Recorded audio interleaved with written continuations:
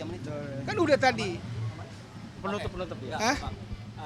Mungkin boleh dijelaskan soal putusan hakim hari ini seperti apa, Pak? Ya, ini kembali lagi ya kan terkait masalah tadi ya kan putusan hari ini ya. Kami sebagai kuasa hukum daripada Christopher Stefanus Budianto ya yang pada saat ini hari ini hadir ya sangat kecewa ya. Ternyata majelis hakim ya tidak melihat ya keseluruhan daripada fakta-fakta yang ada di persidangan ya. Ini kami sangat-sangat menyesalkan. Karena kenapa? Ya, pada saat ya fakta-fakta di persidangan berikut juga bukti-bukti yang sudah kami sampaikan juga di persidangan itu sudah sangat-sangat jelas ya terkait masalah ya adanya suatu perjanjian sewa menyewa ya. Dan mereka juga dari pihak sana juga ya sudah menyampaikan juga terkait adanya perjanjian sewa menyewa ya, terkait adanya bundaran-bundaran itu yang sudah yang diterima oleh jaksa penuntut umum pada saat itu. Nah, ini kami sangat sayangkan ya. Kenapa?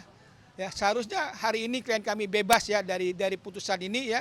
Kok sekarang ya ini berubah dari pasalnya. Walaupun memang tadi hakim bilang ini adalah pasal alternatif, itu boleh-boleh aja ya. Tapi kami sangat menyayangkan terkait pasal 378-nya itu ya, menipu yang mana?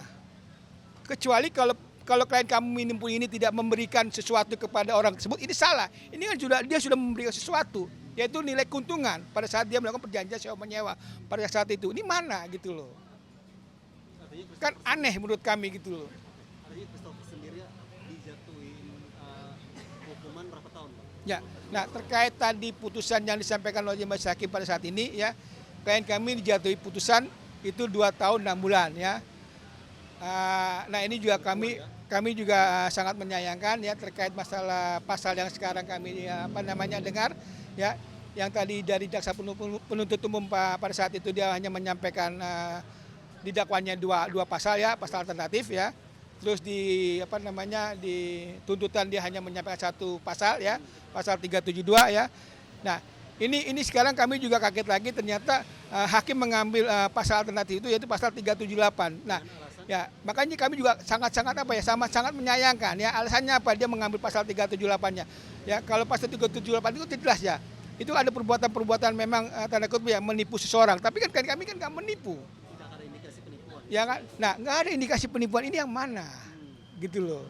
Nah, makanya kami sangat menyayangkan terkait putusan ini ya terhadap klien kami. Makanya kami tadi coba berkonsultasi sama klien kami ya untuk ya coba pikir-pikir dulu ya terkait putusan hari ini supaya kenapa kami bisa berkonsultasi dulu oleh CEO kami ya Pak Toga Situmorang ke depannya supaya apa?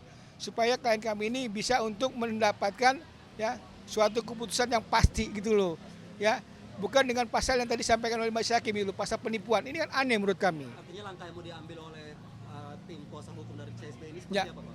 kemungkinan kami belum bisa mengambil langkah dulu, tapi kami coba berkonsultasi dulu oleh klien kami juga ke Pak Christophernya.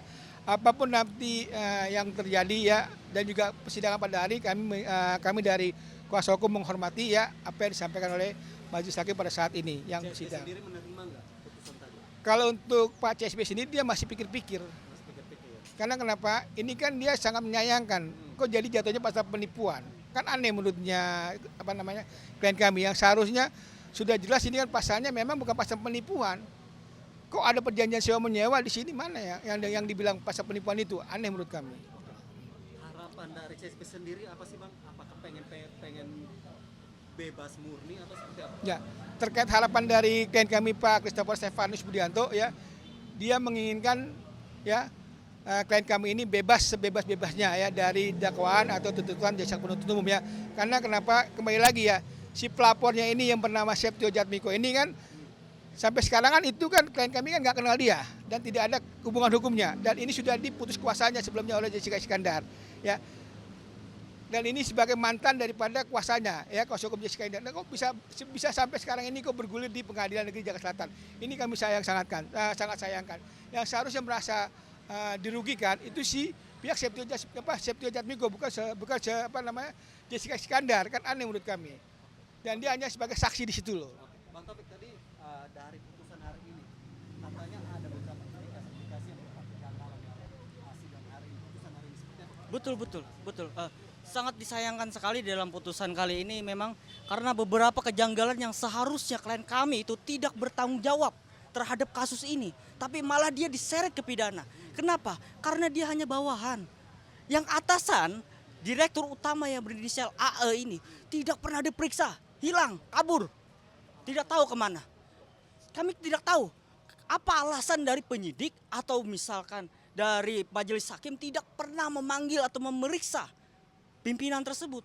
Padahal di dalam perjanjian bundel perjanjian dan itu dijadikan bukti oleh jaksa penuntut umum, di situ sudah tercantum jelas bahwa yang terikat perjanjian adalah Jessica Iskandar dengan PT Pesona Trip Indonesia.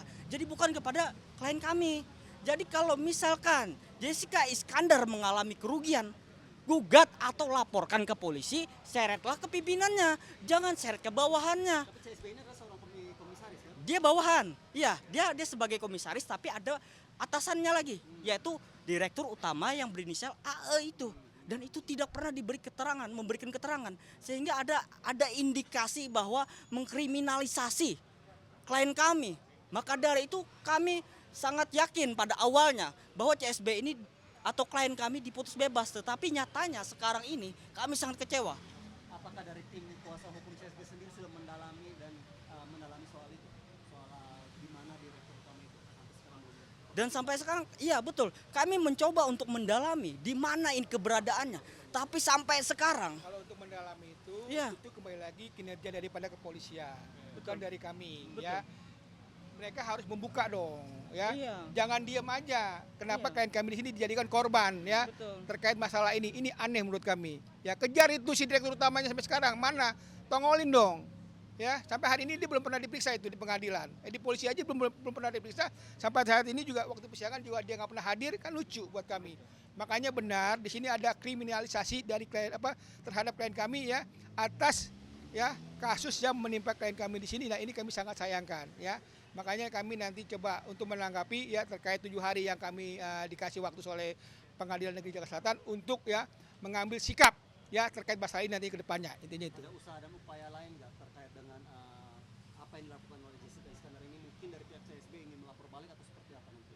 Rencananya kami akan melaporkan balik ya, tapi nanti kami lihat dulu perkembangan hari ini ya terkait putusan yang disampaikan majelis hakim pada saat ini ya. Kami akan coba mempertimbangkan nanti ke depannya bagaimana ya terkait upaya hukum kami nanti ke depannya ya terkait masalah ini. Karena kami masih untuk coba berkonsultasi dulu kepada klien kami juga kepada CEO kami Pak Toga Situmorang terkait ya putusan yang pada saat ini sudah dibacakan oleh Pengadilan Negeri Jakarta Selatan ya dengan pasal 378-nya ya KUHP-nya. Ini kami sangat sayangkan ya. Dan ini jadi apa namanya? Jadi ke kami sendiri itu sangat kecewa ya. Di mana klien kami ini juga sangat kaget kenapa di sini dimasukin ke pasal 378-nya. Di mana penipuannya? Itu loh yang sangat disayangkan. Karena dari awal ya hingga terjadinya suatu perjanjian sewa menyewa, ini jelas kok Jessica Iskandar mendapatkan keuntungan, bukannya dia nggak mendapatkan keuntungan, dia dapat.